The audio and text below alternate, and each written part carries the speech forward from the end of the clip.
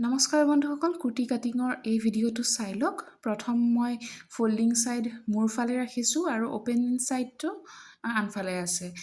Straight লাইনবিলাক মই draw কৰি লৈছোঁ। এটা শ্ব'ল্ডাৰৰ বাবে, শ্ব'ল্ডাৰ শ্লপিঙৰ বাবে 1 ইঞ্চি তলত এটা লাইন আৰু আপাৰ চেষ্ট, ৱেষ্ট এণ্ড হিপ লাইন আৰু শ্ব'ল্ডাৰৰ হাফ, তাৰ লগত মই 1/2 ইঞ্চি এড কৰি মাৰ্জিনৰ বাবে এটা ষ্ট্ৰেইট লাইন ড্ৰ কৰি ল'লোঁ তললৈকে। তো আপাৰ চেষ্ট লাইন আৰু তাৰপিছত নেকলাইনটো মই যদিও নাকাটো, কিন্তু এটা আন্দাজৰ বাবে নেকলাইনটোৰ কাৰণে এটা মাৰ্ক বনাই ল'লোঁ।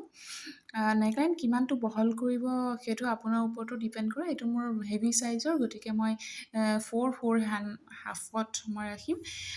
তাৰপিছত শ্ব'ল্ডাৰ যিটো ডাউন হ'ব 1 ইঞ্চি তলত, সেইটো মই ড্ৰ কৰি লৈছোঁ। লৈ পেলাই আৰ্ম হ'লৰ কাৰণে এটা মাৰ্ক লৈছোঁ। আৰ্ম হ'লৰ মাৰ্কটো মই 8.5 ল'লোঁ, কিন্তু 8.5 লওঁতে মই দেখিলোঁ যে আৰ্ম হ'ল মোৰ 20ৰ হাফ 10 অকণ বেছি হৈছিলে। তো তাৰ কাৰণে মই আকৌ 1/2 ইঞ্চ ওপৰত এটা লাইন ড্ৰ কৰি তাৰপিছত মই ফ্ৰেঞ্চ কাৰ্ভৰ সহায়ত আৰ্ম হ'লটো ড্ৰ কৰি ল'লোঁ।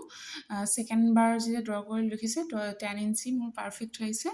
তাৰপিছত চেষ্ট লাইন মোৰ হ'ল 12 ড্ৰ কৰা এটা মই মাৰ্ক কৰি লৈছিলোঁ। তাৰপৰা ৱেষ্ট যিমানটো মোৰ বডি মেজাৰমেণ্ট হয় তাৰ লগত মই 2 ইঞ্চি প্লাছ কৰিছোঁ, কৰি পেলাই ৱেষ্ট লাইন কৰিলোঁ। ৱেষ্ট লাইন কৰি তাৰপিছত হিপ লাইনো কৰিছোঁ 12.5 বডি মেজাৰমেণ্ট, তাৰ লগত অকণ লুজ দি পেলাই। আৰু মাৰ্জিন হ'ল মাৰ্জিন আপুনি 1 ইঞ্চি 1.5 ইঞ্চি যিমানটো হয় নিজৰ ইচ্ছা অনুসাৰে ৰাখিব পাৰে। মই ইয়াত 1.5 ইঞ্চ ৰাখিছোঁ। ৰাখি পেলাই আৰু তলত যিটো মই হিপৰ কাৰণে মাৰ্জিনটো 1 ইঞ্চি লৈছোঁ। লৈ হেম লাইন যিটো হয় 26 বা 27 মই ক্লাইণ্টৰ মেজাৰমেণ্ট ৰাখিছিলোঁ।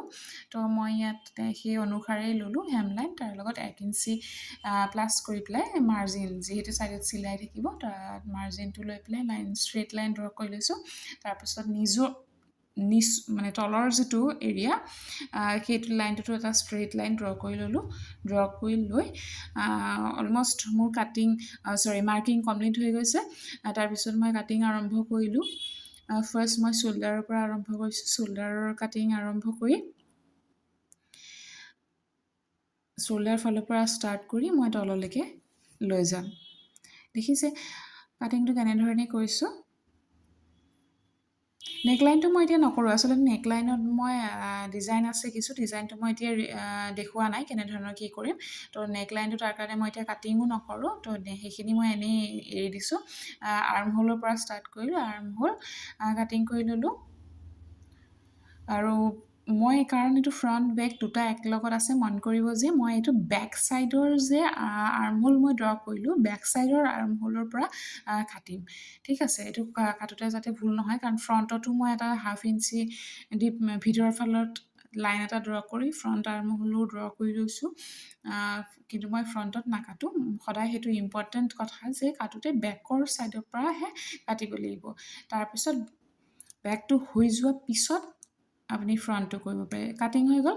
এতিয়া মই নটছ লগাই লৈছোঁ ৱেষ্ট আৰু হিপত, নহ'লে যেতিয়া আপুনি চিলাই কৰিব খুব খেলি মেলিখন হয়। তাৰ কাৰণে এই নটছকেইটা বহুত ইম্পৰ্টেণ্ট হয় লগাই লোৱাটো। নটছ লগাই লোৱা হৈ গৈছে।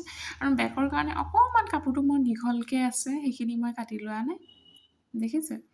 তো সেইখিনি এক্সট্ৰাখিনি মই তেনেকৈয়ে ৰাখি দিছোঁ। বেকৰ আৰ্ম হ'ল কাটিঙৰ যে কৈছিলোঁ, বেকটো কাটিং হৈ গ'ল। এতিয়া মই ফ্ৰণ্টৰ আৰ্ম হ'লটো কাটি ল'ম। যিহেতু আমাৰ ডিপ হয়, তো ফ্ৰণ্ট আৰ্ম হ'লটো কাটি লোৱা হ'ল এনেধৰণে। কাটি লোৱা হৈ গ'ল। নেক্সট মই কাপোৰটো দেখাইছোঁ, কুৰ্তাৰ কাপোৰটো। এইটো হৈছে মোৰ কুৰ্তাৰ কাপোৰ।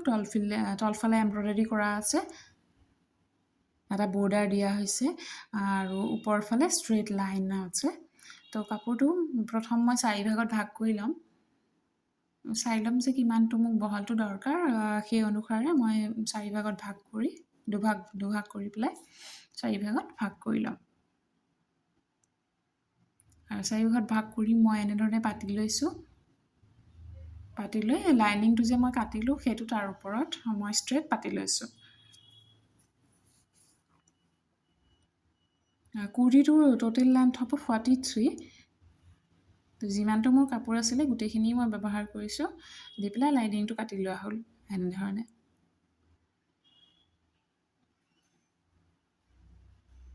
লাইনিংটো কাটি হোৱাৰ পিছত মই হাতখন ইয়াত কাটি নেদেখা, স্লিভ কাটিঙৰ ভিডিঅ'টো পিছত মই পাৰিলে দেখামগৈ। এতিয়া ইয়াত মই অকল শ্ব'ল্ডাৰটোৰ বডিটো কাটিংটোহে দেখালোঁ, ঠিক আছে। পিছত মই আকৌ স্লিভ আৰু নেকলাইনটোতনো কি ডিজাইন আছে সেইখিনি যেতিয়া মই চিলাই কৰিম, চিলাই ভিডিঅ'টো আপলোড কৰিম, তেতিয়া আপোনালোকৰ বাবে সেইখিনিও আগবঢ়াম। একেলগে কৰিলে আচলতে ভিডিঅ'টো বহুত দীঘল হৈ যায়গৈ, তাৰ কাৰণে মই দুটা পাৰ্টত ভিডিঅ' আপলোড কৰিছোঁ। আৰু এইটো মোৰ কাটিং হৈ গৈছে এনেধৰণে। আৰু আৰ্ম হ'লটো মোৰ কিমান ওলাইছিলে সেইটো মই যেতিয়া স্লিভ কাটিম তেতিয়া মনত ৰাখিম। ওপৰ পিনৰ পৰা মাৰ্জিন 1/2 ইঞ্চি মই এৰি দিব লাগিব, 1/2 ইঞ্চি এৰি তাৰপিছত মই আৰ্ম হ'লটো মেজাৰ কৰি ল'ম। আৰ্ম হ'ল যিমানটো থাকিব তেনেধৰণে মই হাতখন কাটি ল'ব লাগিব। আৰু দেখিলে মই ইমানটো কাপোৰ এক্সট্ৰা থাকিলে আৰু বৰ্ডাৰটো আৰু কিন্তু এইটো অকণমান কাপোৰ কম হ'ব, তো জইন পৰিব হাতত।